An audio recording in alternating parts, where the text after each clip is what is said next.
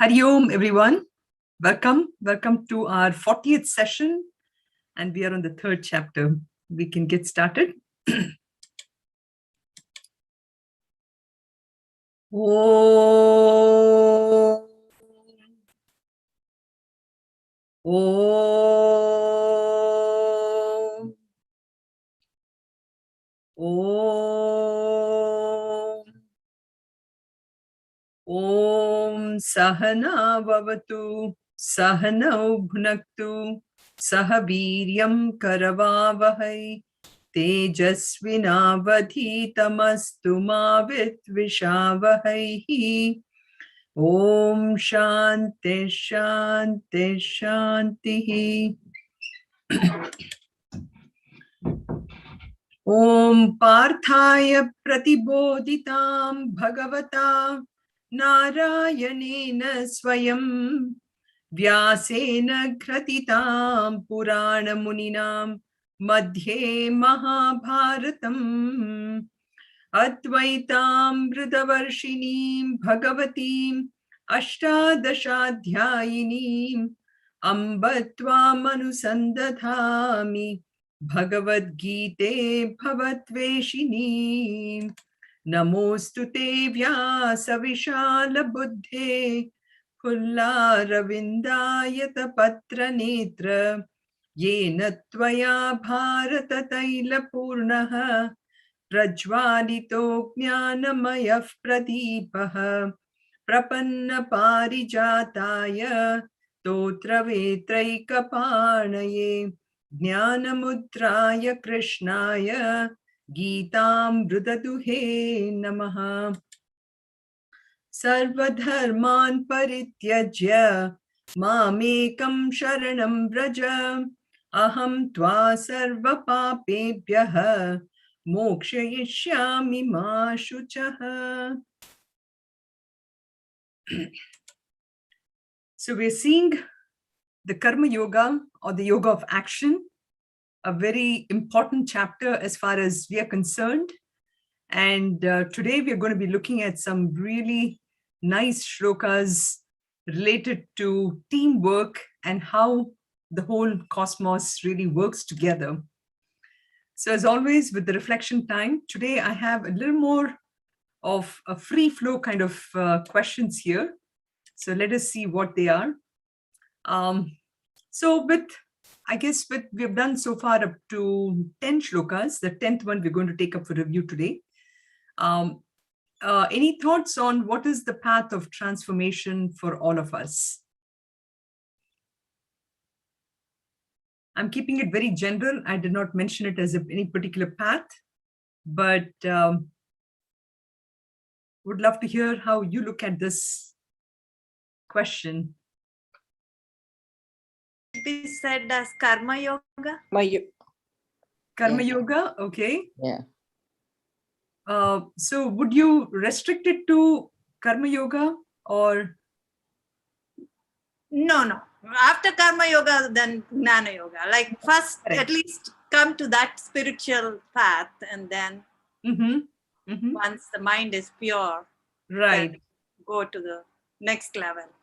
Correct. So that's the second. So are you convinced that it is really the path of action? That was going to be my lead-in question for us at this time. Are we totally convinced with the information that has been, with the information that Lord Krishna has presented to Arjuna, and we being Arjuna in that path, are we convinced completely that it is the path of action? The path of action gives the helps us give up our weaknesses and helps us in getting clarity of mind. So I would say yes. So on the same lines, then Avinashi, go ahead. Please. It helps us to change our attitude, how we do the action. Very good. It helps us to change our attitude. So what would be the danger if we were to start on the Jnana Marga? Sometimes knowledge goes to our head and we start without knowing anything, we start thinking we are all that, like we are Brahman.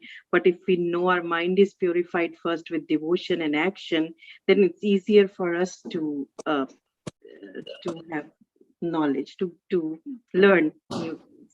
Mm-hmm. Mm-hmm. Action lessons, desire lessons, vasana lessons, ignorance lessons. So those are the path of knowledge from Jnana Yoga. Correct, correct. So the Jnana Yoga gives us an idea of how ignorant we are of our true identity. But this word ignorance sometimes is a very loaded word, and sometimes it can be a confusing word. And if we have not purified our mind through the path of action, where, as Avinashi put it beautifully, which is taking care of our weaknesses, then what will happen is the path of ignorance, the aspect of ignorance can be misunderstood, or the word ignorance will not be understood in its real meaning. And therefore, the path of karma is really the path which is offered to us. So, what does the path of action offer me for transformation? Meenuji replied already about the fact that it gives me a change in attitude and how I do things. Anything else that this path of action, which the third chapter, literally you can look at this third chapter as the guiding path for us. There are so many things which are offered. But so far, with what we have discussed, what does the path of action offer me today as far as the transformational path?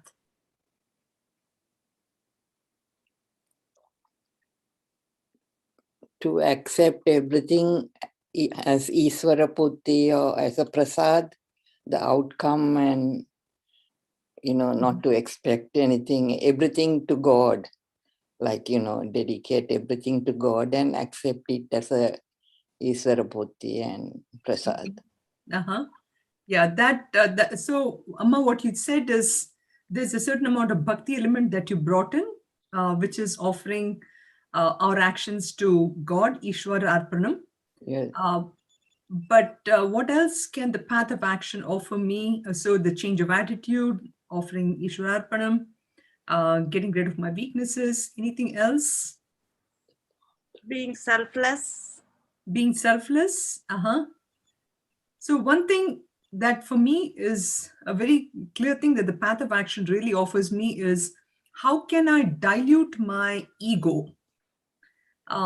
Today, if in and through everything, if I'm doing it with a sense of I did it, or I'm hurt, or I'm expecting something from people, all that part of that ego dilution, if you will, is what the path of action really gives me. Otherwise, constantly this worry of what will happen to me, or people don't respect me, or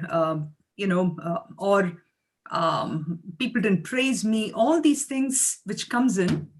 I feel that the path of action is when I constantly do whatever I need to do in the world with this Ishwararpana Buddhi and offering with a good attitude and weakness, it allows me to dilute my ego.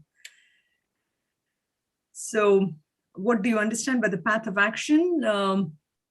Anything about karma yoga that somebody wants to say? I know, Anita, you already said it is selfless action. But anything more that we did not talk about yet?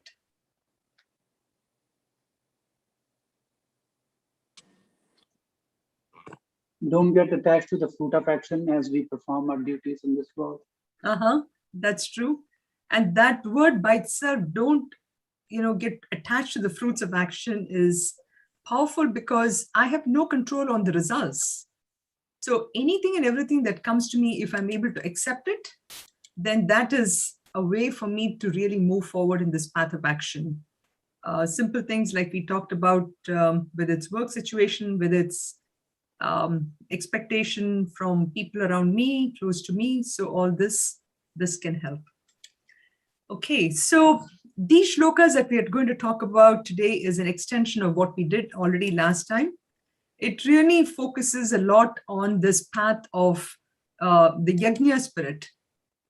And as I see this Vedic Yajna, even though it was construed to be a very ritualistic way back in the past, which of course has a lot of significance even today, especially when I see the Vedic rituals being done at our own Balaji temple, when I see that on Facebook, and you see how the priests are chanting the mantras and the purpose for which it is chanted, I think it's really beautiful, because the Vedic mantras, as it is done, the mantras, they are to invoke the devatas who are responsible for each one of the functions. And this is whether it is my eyes, ears, all the 5 sense organs, each one is governed by a devata. And also all the elements of the nature, whether it's propitiating for rain or getting a lot of sunshine or praying for prosperity, all this is, it is offered in the way of swaha. You know, when you offer that to the fire, then that is actually taken as the fire ritual is taken as a kind of a the postman delivery or something, where, you know, the fire is conveys that information to the gods. And when this is done completely by with total faith in the devatas, then it is amazing that the results is we get that also. So let me, I think my thing is frozen here, but you can hear me, right? Yes, I can hear you. Okay, let me see if I can. Sometimes this one, my camera creates this issue. I thought I'll try. Okay, I'll just use my regular webcam here. Yeah, it's a little darker, but that will have less, it may not freeze so much. So that is the aspect of Vedic rituals here from the ritualistic standpoint. But we are going to see how this Yajna spirit works in the world as a team spirit. And the whole idea is that today we tend to get addicted to a lot of things. In the past, of course, before we had the advent of TV or anything, people would always use addictions like drinking or smoking as addictions. But today, in this world of social media, or in the world of where we have our phones and everything, even just constant texting, and even texting probably is not an addiction, or it's something so much part of ourselves. There are probably other addictions which we don't even know that we created. There's just so many things. I mean, it's very subjective, of course. Even coffee can be an addiction, or even just, I guess each one of us know what those addictions can be. But in all these addictions too, one thing that no matter how much we may go through the world, through these different ages, we are in an age where we are more prone to addictions than it was in the past. So in this area of where we are with our addictions, it is still that if there is a way that we can offer whatever we are doing as a worship of this higher self, or worship of that Ishvara principle, then even when our mind is so focused on that Ishvara, believe it or not, I think we can have a good handle on our addictions, because our addictions are always what is in it for me, right? So you can see how you can turn around even in this world where we do this, because literally addictions are where we have every action which is done with an involvement in such a way that it becomes a habit. So I guess each one of us can look within ourselves. What are the habits that I have, what I'm developing, and how can I dilute it by just changing our attitude on doing that for that Ishvara. So in that sense, we can use the Vedic yajna, convert it to a yajna spirit in this world for us. So this is where this shloka is important, which is yajnarthat karmano nyatra lokoyam karma bandhanaha tadartam karma kaunteya mukta sangha samachara. So this is a question that Arjuna asked, where, or rather Krishna would have thought that understood Arjuna and answered him, where Arjuna probably must have thought, well, all these actions that I do, won't that become this vasana or an addiction for me? So this is why he says, try to do any of these actions by freeing yourself from attachment to what is in it for me. So that is what was discussed in 9th. So we started this now, the next section last time, by looking at from the macroscopic perspective, how does this yajna spirit works? So it is an aspect of thinking now globally, but working on my own individual aspect of taking care of my own addictions, if you will, or my vasanas. Vasanas, of course, are the ones which are a much, much prelude to the actions themselves. Repeated actions becomes a habit, right? So vasanas leads to the desires leads to the actions, and actions leads to the habit. So if I work on this yajna spirit, I can actually learn how to work in a global sense. So that is what was discussed in the 10th shloka, 10th verse here. Sahayagnya praja srishtva purovachaf prajapatihi anena prasavishyadhvam eshavo stvishta kama dukha. So Sahayagnya praja srishtva pura. The word pura is used here, indicating in those old times, meaning that from the beginning of the creation, even so, you can see this aspect of yajna spirit, which was there from the beginning time. And there are 1 or 2 shlokas which are going to come up as to how this yajna spirit was given to mankind. So Sahayagnya praja srishtva pura, in old times, in the beginning of the creation, praja indicating all the people, srishtva, having created. So having created all these people, how they were created with this yajna spirit, right?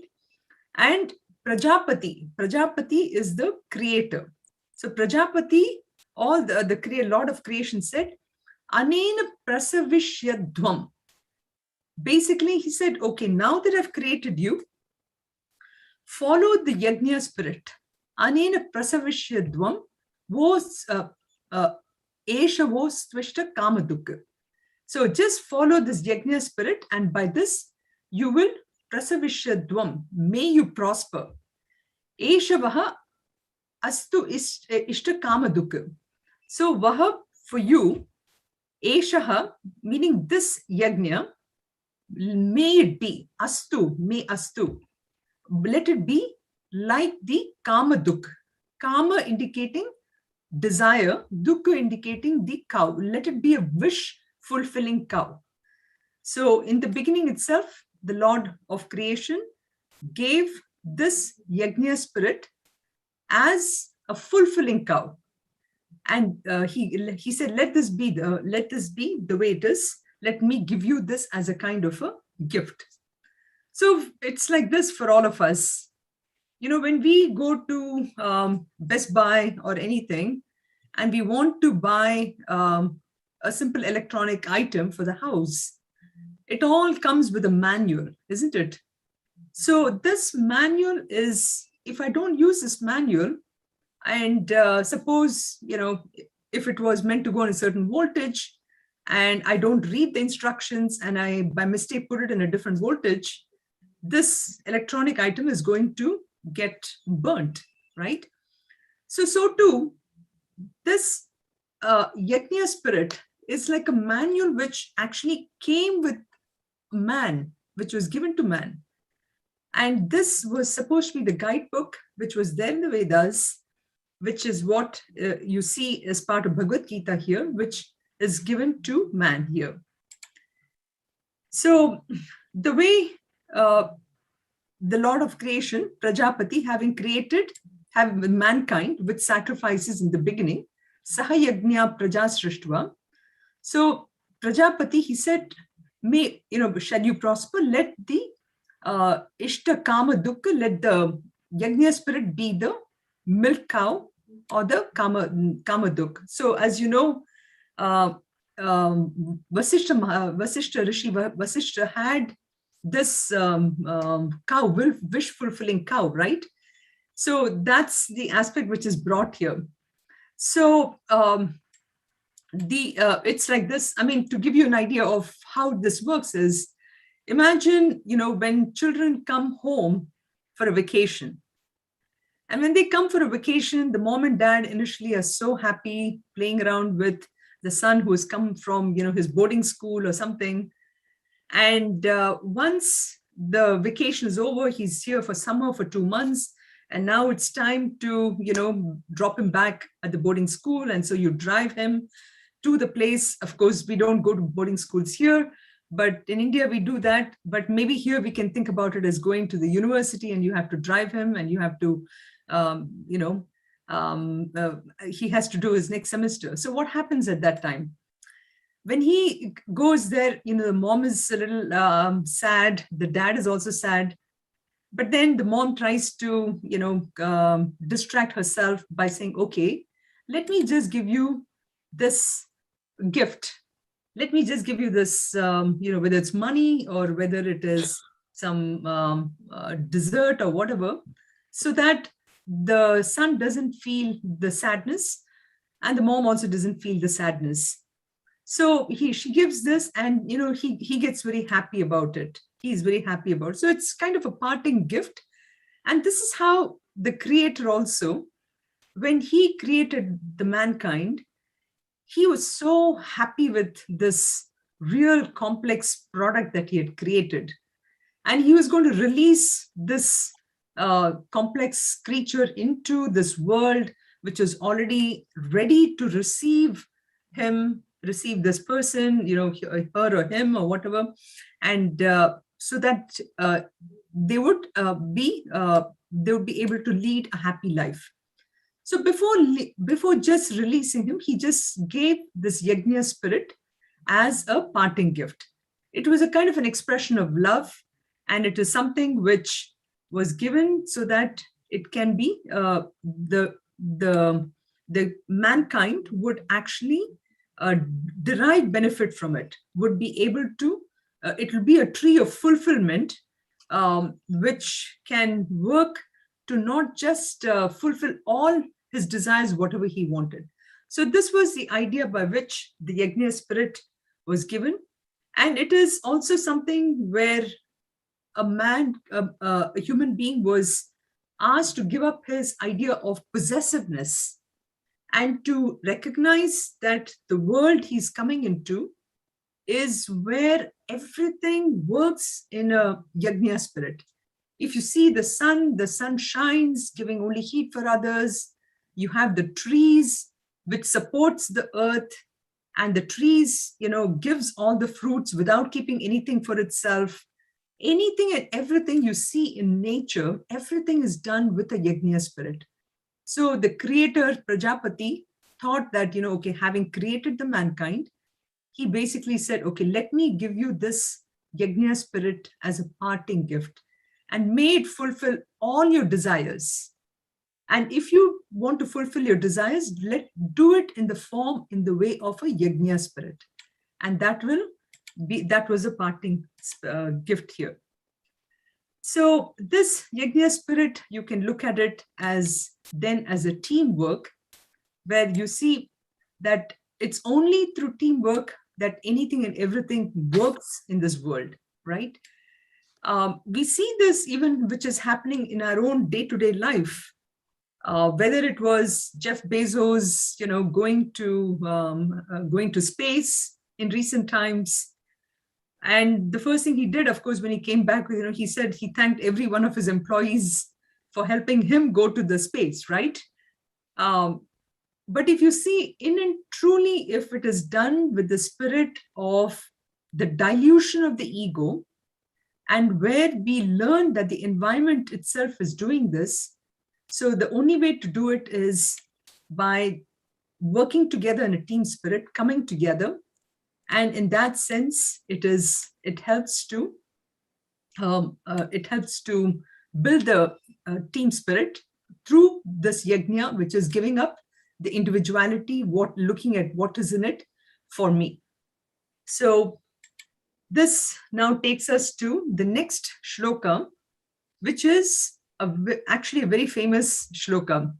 It shows about how do we then work together in this team spirit, in this yajna spirit, which is dissolving our own individuality, not expecting anything as and to accept whatever comes to ourselves, and just completely sinking our ego.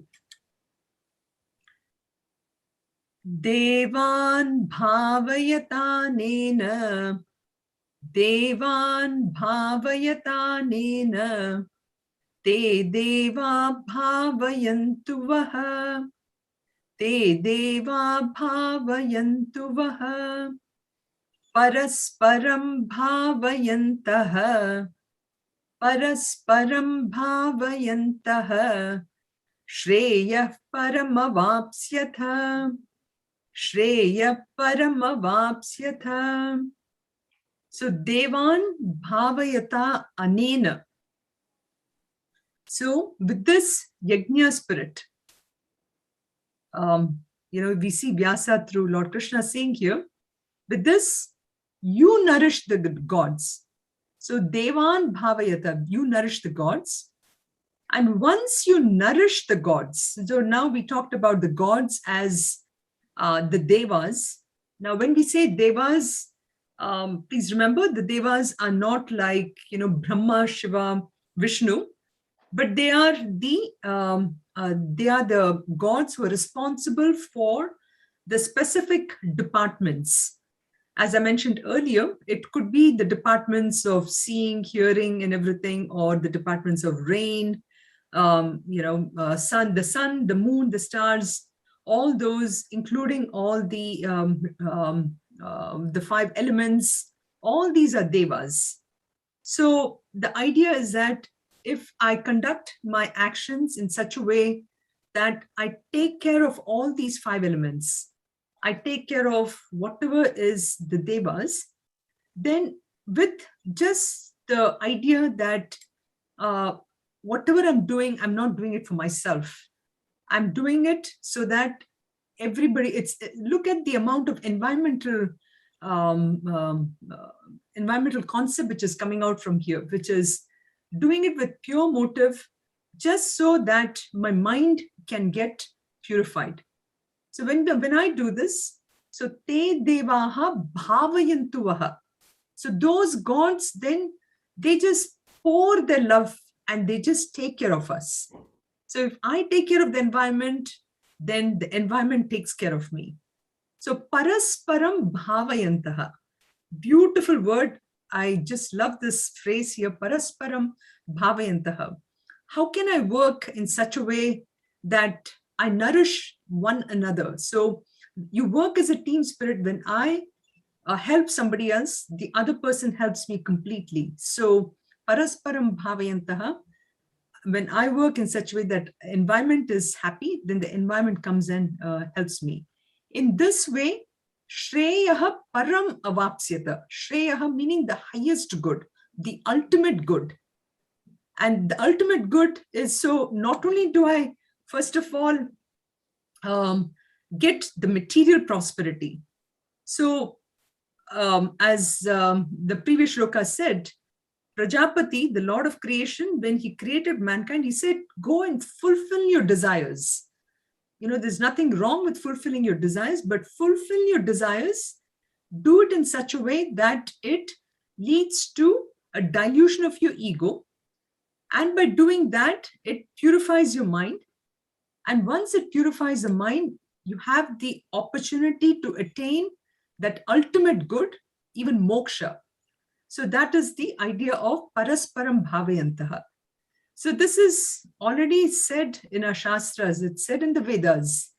And we can see that for 5,000 years ago, how this would have worked, because even the mathematical calculations that were put together, when people followed the path of the environment, then you see things happening in that in a regular fashion.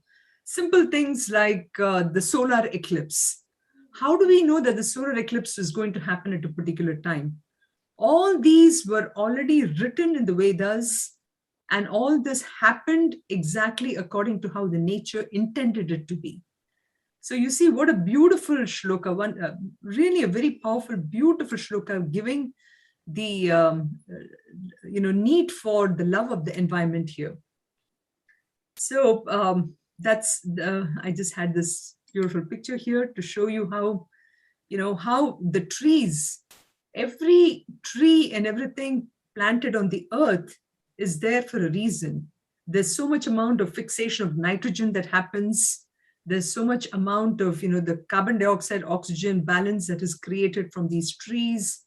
And the mountains, for example, the way, the reason for the trees over there, all this, everything, it's amazing. There is a law and order that is established and indicating that there is a lawgiver. Now, an atheist probably might say that, I don't know if there is a lawgiver or God, as you might say, but I think there is a law. There is a law that exists in the universe. So it doesn't matter whether you call it as a law or a lawgiver, but it is basically to recognize that all these phenomenal forces are there to keep everything in balance. Whether it is, the Varuna, Vayuhu, Indra, all of them. So they all are there to help each other. So that's the idea. They work in parallel. So this is the idea of working together to keep the world safe. So here there is a very beautiful story. Some of you may already know this, about how parasparam bhavayantaha. How does one how can we nourish each other? So there is a story in the Puranas about how the Asuras, for example, the Asuras, they always had this inferiority complex that Lord Vishnu really doesn't care for them. They felt that Lord Vishnu was always partial to the gods. And so there was always a conflict between the Asuras and the Devas. So Bhagavan Vishnu came to know about it, and he said, well, I need to tell them that I'm really not partial, but I'm actually impartial to all of them. So he said, okay, let me throw a big party for them. So he sent invitation cards, and a beautiful, wonderful party was organized. And then he invited all the Devatas and the Asuras.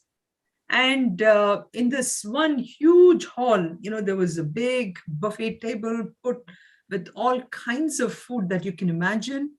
Everything was served. And then, was going to be served. He had just great music and everything. And then he invited the Asuras to come in. And he said, go on, feast for yourself. And he invited the Devatas also and gave them the same thing. But he said, there's only one condition. Only one condition. He said, when you eat, I want you to eat in such a way that you don't bend your elbows. You don't bend your elbows. So the Asura said, I knew it. I knew it. There is a catch here. See, even now, Lord Vishnu, he doesn't want us to enjoy. He came here, he asked us to see all this, and now he has this catch. So they got really angry and they just stormed out of the room. Now, the Devatas, they were there, and they looked at each other. And then Brihaspati, the teacher, said, why don't you feed Varuna? And then Varuna, why don't you feed Indra? So parasparam bhavayantaha, you see. So Indra started by, holding his hand straight, and he fed to Varuna, and then Varuna did the same thing to Vishnu. And so in this way, the Devatas were happy and they were able to feed each other. So what a beautiful story about how when somebody is unable to do something, somebody else can help out, right? But if you look at this parasparam bhavayanta in today's situation, in the world that we live in, we find that the situation is not really homogeneous, so to speak. We find that we live in a world where a nation who is very strong, tries somehow to become stronger and stronger. And while in another place you have the countries which are not that strong, which are poorer, it's hard for them to get to a good status itself. So something to learn from this is how can the whole universe work in such a way that everybody is, fed the same way, everybody gets to enjoy the same things. But that is something this shlokas really teaches about, how to learn from nature, because nature teaches us all these things. As I put here, nature is only an echo. Whatever we do or say, it really comes back to us in both economic and ecological implications. For example, all the things that we do with the global warming, for example, or things where our oceans get flooded with a lot of plastic waste. So many areas, and even in terms of even how animals are treated, all these things, wherever we are imparting knowingly or unknowingly any kind of negativity, any kind of harm to the nature, we see that the nature responds to us in that way too. So nature is really only an echo, and whatever we do, the same thing comes back to us. So again, a need for getting into more environmentally friendly ways of living is an important thing. So next week, when we come back, if some of you can discuss on how this parasparam bhavayanta, as far as nature is concerned, how can we use this as a way to transform our lives, taking this yajna spirit and this parasparam bhavayanta, how a great way for, again, enriching and transforming our lives. So this takes us to the next shloka now, where we see where Lord Krishna is now showing about how, if we don't follow this yajna spirit, if we don't follow this parasparam bhavayantaha, which is really taking care of the environment, or for that matter, helping in general, what will happen? Ishtan bhogan hi vo devaha. Ishtan bhogan hi vo devaha. Dasyante yajna bhavitaha. Dasyante yajna bhavitaha. Taidartana pradayaibhyaha. Taidartana pradayaibhyaha. Yo bhunte stena eva saha. Yo bhunte stena eva saha. So yajna bhavita devataha. So those gods, yajna bhavitaha, who are now propitiated by these sacrifices. As we said, this yajna we offer, it's a sacrifice for the gods. So if we don't propitiate for these sacrifices, when we propitiate them by the sacrifice, then what happens? Dasyante yajna bhavitaha. So to you, indeed, the desired objects by the gods nourished will certainly be given. Dasyante yajna bhavitaha.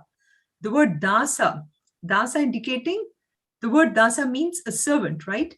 So dasyante yajna bhavitaha. So when we take care of all the nature, when we take care of, when we offer our respect and reverence to the gods who are responsible for each one of these departments of the nature, then they come and they dasyante, literally like in the form of a servant, dasa, who they come and just nourish us with whatever we want.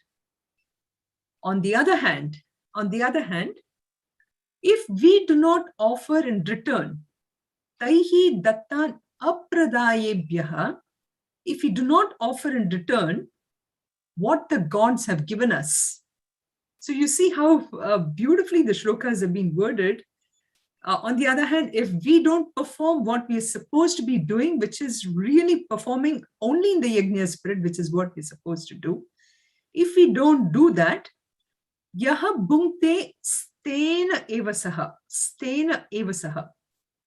If we just enjoy them for our own purpose, if I do anything in this world thinking that this is only me and myself, and the whole world is there only for myself, then we are verily stena indicating thieves. So Lord Krishna, is trying to be very, very gentle to us and just calling ourselves as stena. If he only knew, not that he doesn't know, if he only knew how much we are polluting the earth, how much we take things for granted, and how much we are not grateful, we probably deserve a lot more adjectives than just a thief or a stena, right? So this is just an example to give you that it's like, when I'm in a restaurant, I'm sitting down, I go to a restaurant, and it's a nice restaurant, and I am ready to enjoy my food.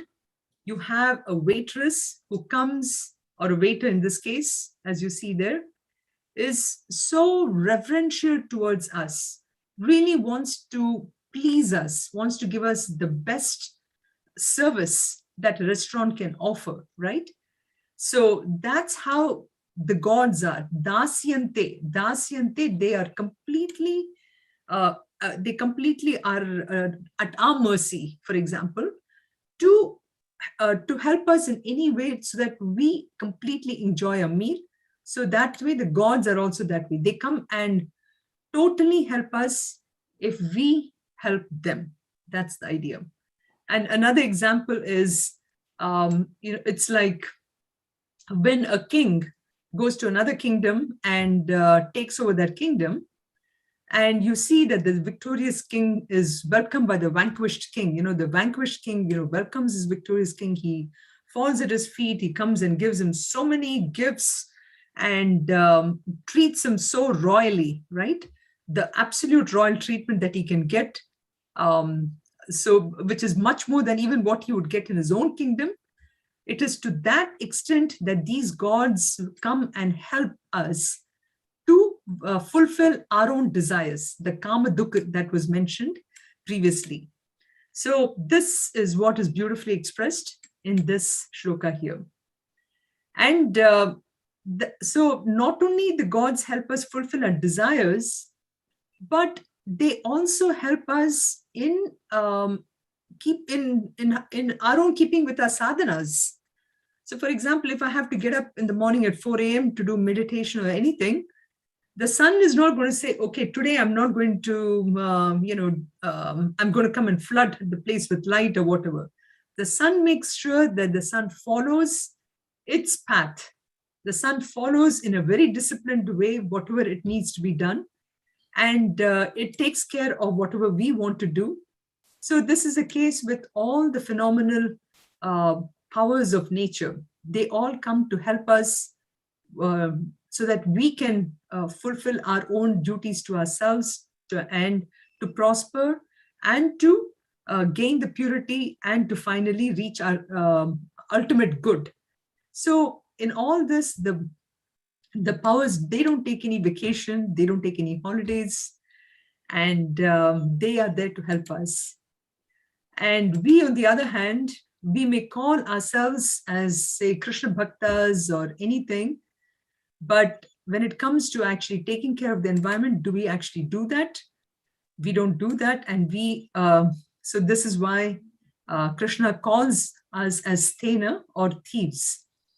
Now, this third sthena can be also looked at in probably not just in the environment way as we did right now, but it can be looked at even in how we work in the world, how we promise that we say we will do something and we don't do it. So there are many ways you can look at this. Examples, I can only think about work. If I say I'm going to work for 8 hours and I don't put in 8 hours of work, I'm a sthena. Or, if going to shopping or whatever, if I don't end up paying for what I'm truly supposed to pay for a thing, I could be a sthena. So anything where the right amount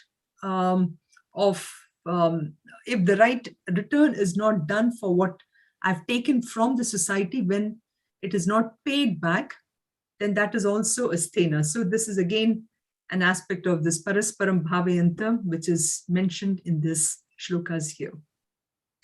So moving on to the next shloka. Yajñasheshtashina santaha Yajñasheshtashina santaha Muchyante sarvakilbishaihi Muchyante sarvakilbishaihi Bhunjate tvektvagam papaha Bhunjate te tvagam papaha Ye pachantyatma karanat Ye pachantyatma karanat. So he is talking about here on the various kind of depths we will see here. But so he's telling about the people, Yajñasheshtashina santaha. Santaha, the righteous people, they are the ones who, while performing in this yajna spirit and taking care of everyone, they are the people who, after having shared everything with everybody, whatever is left, and who eats only whatever is left, indicating that a person who takes care of everyone and ultimately, is satisfied with whatever is left after taking care of everyone, such people, muchyante sarva khilbishaihi, they are freed from all sins. Bhunjate tu agham papaha. But on the other hand, he talks about those sinful ones who verily eat sin. Ye pachanti atma karanat, indicating that those people who only do things for themselves and who are really not taking care of of taking care of others, for example, who cook only for who basically work only for themselves. Essentially, whoever is doing it only for themselves, such people, they will definitely incur a lot of sins. So an example for this one could be suppose I'm working for a company, and the company, makes a lot of money, as profit, but they decide that, they're going to only share whatever the profits are with the shareholders and probably the top bosses and the people who actually work for them, the lower level employees. If they don't get a share of it, then such people are those kind of, sinful people that he's referring to here. So the idea being that how can we work in an environment where the profit sharing in companies, for example, is pretty transparent and people are sharing things. So that's very much applicable in that sense. So in this regard, I wanted to share how it was laid out a long time ago, which of course works even today, is what are the ways in which people share things? What are the yajna? What are the pancha yajnas, or the 5 different things that an individual need to take into account as we live in this environment and we are in touch with so many different aspects of our environment. So what is given here is the Pancha Yajna.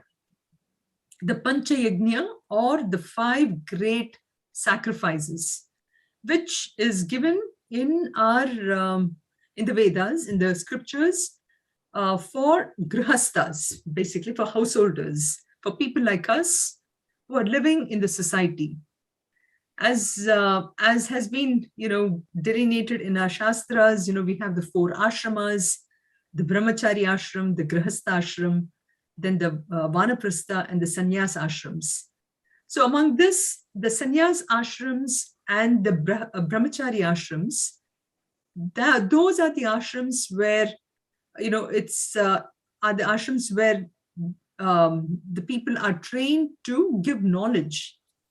Now, grihastha ashram is the only one which has a unique privilege of serving these ashramas. And so they serve the ashramas in this 5 different ways. The first one is the Deva Yajna. Deva Yajna, we already talked about this, about, how do we take care of the gods. So each one of these devas, they're the presiding deities, and everything in this creation is governed by these precise laws, even law of gravity here, for example. So that being said, it's important for us to offer this yajna to the gods. The next one, very important, is a Pitri Yajna. Pitri Yajna, which is our debt to our forefathers.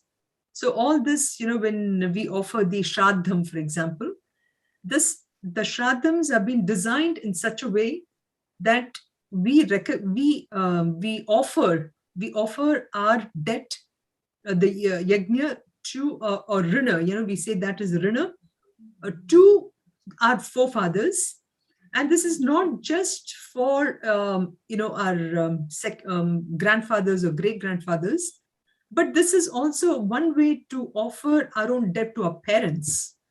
For example, our parents give us this body, and as much as, we'll be coming to the Rishi Yajna or Rishi Yajna also, but our parents give us a body which is, it's only through this body that I can attain that self-realization, right? So to do that, so the Pitri Yajna is a way to offer a debt to our fathers, to our parents, to our forefathers, and one way to take care of the environment from that point of view. The next one is Bhuta Yajna. Bhuta Yajna is our debt to the subhuman, which is to the animals and the birds and the ants and everything. How do we take care of them? So this is the idea here. And we do have some rituals.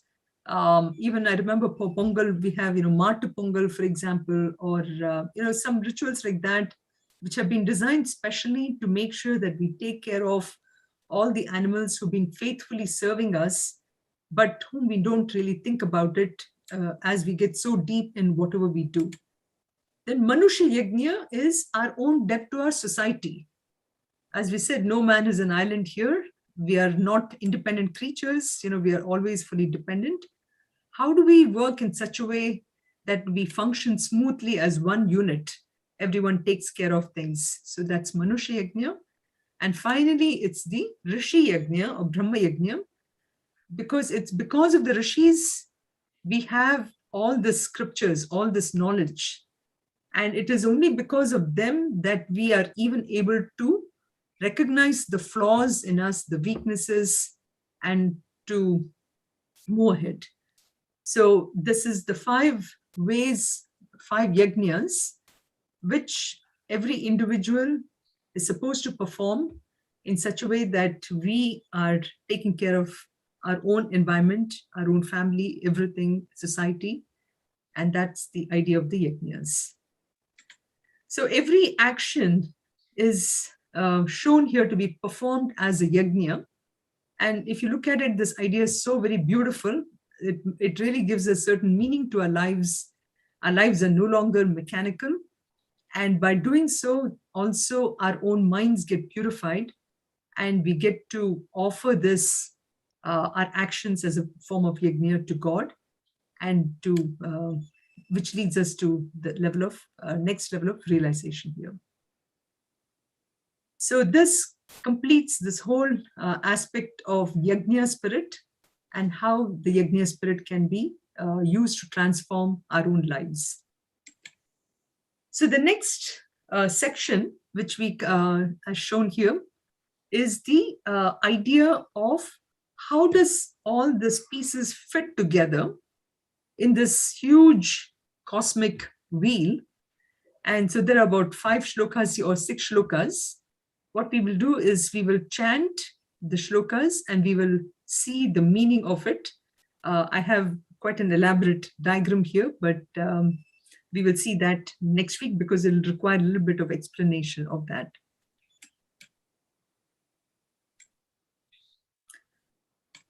So verse 14. Annad bhavanti bhutani. Annad bhavanti bhutani. Parjanyad anna sambhavaha. Parjanyad anna sambhavaha. Yajnad bhavati parjanyaha.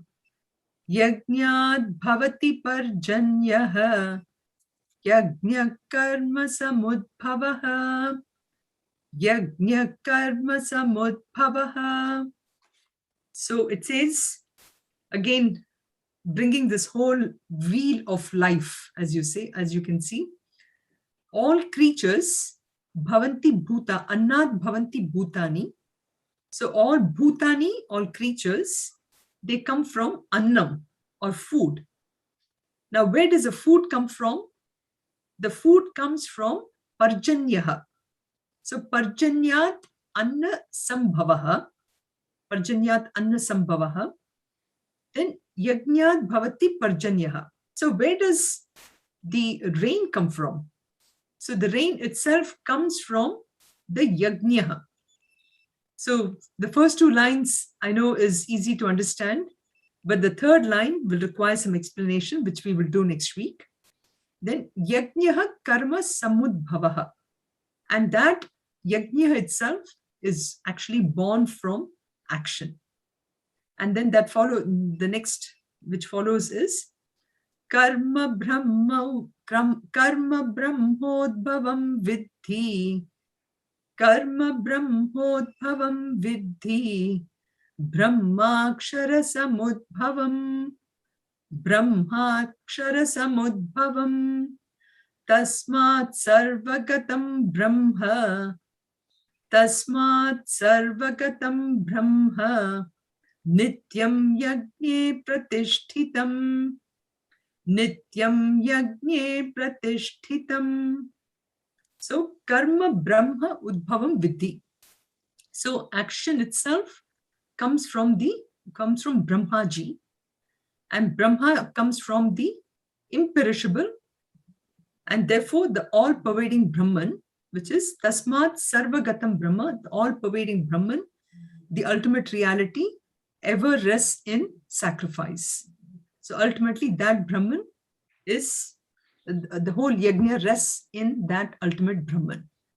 So we will see this in detail a little bit by looking at this whole cycle itself, how the actions, yajna, rain, food, and the beings, they're all related. First, we'll see this first, and then we'll see the whole cosmic cycle itself. How do they come from Brahmaji, and how Brahmaji himself comes from that ultimate Brahman. So this will need a little bit of depth, deeper thinking here, and we will address that next week.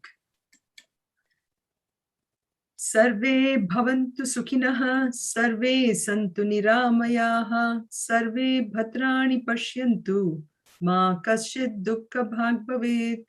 Om Shanti Shanti Shanti. Om Purnamadav Purnamidam Purnat Purnamudachyate. Purnasya Purnamadaya Purnameva Vashishyate. Om Shanti Shanti Shanti. Harihi Om Shri Gurubhyo Namaha. Harihi Om. Thank you, Hari Om. Hari Om. Thank you, Sunitha. You're welcome. You're Thank you. welcome. You're welcome. Sunitha ji. Thank you, Sunitha ji. Welcome. Hari Om. Thank you, Sunitha. Thank you, Sunitha. Hari Om, Sunitha ji. Hari Om. Thank you, Hari Om. Thank you. Hari Om. Hari Om. Hari Om. Hari Om. See you. See you, Thank everyone. you, Sunitha ji. You're Hari welcome. Om. Hari Om, Pramila. Hari Om. Hari Manita. Hari Om, Vinu. Thank you. You're welcome.